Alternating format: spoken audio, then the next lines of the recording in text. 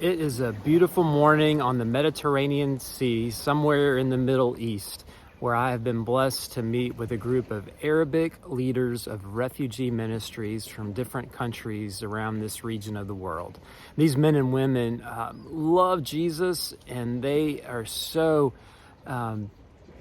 challenging in their faith to sacrifice everything they have had in order to share the love of Jesus with other refugees who've also lost their homes, their livelihoods, and suffered physically and emotionally so many challenges that are not pleasant to even think about. Well, during this week, my goal has been for them to be refreshed in their spirits with the Lord. And one of the best ways I know to do that is to simply sit and be quiet with God and ask Him to remind you how much He loves you. So I did that with this group and sent them out for quiet time to ask just that one question. And it was amazing when they came back and shared how many different ways God reminded them about His love for them. You know, some of them heard God speak clearly through a powerful verse in Scripture that speaks of His love for each one of His children. Some of them saw God reminding them through nature of how much He loves them. And some had memories of their past that God reminded them of how He had provided and protected and taken care of them.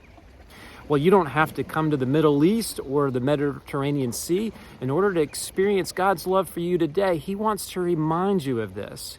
And one of the verses I used this week came from Psalm 17, verses 6 through 8, where David asked the Lord to remind him and show him again the wonders of His loving kindness for David in a personal way.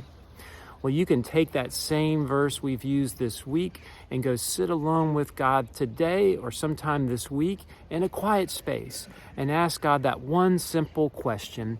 God, remind me how you feel about me today. And let God speak to you however He wants to speak to you. He knows best how you need to experience Him today, and you will be blessed to spend that time and hear directly from the God who loves you and has given you everything in Jesus to enjoy today. God bless your time with the Lord.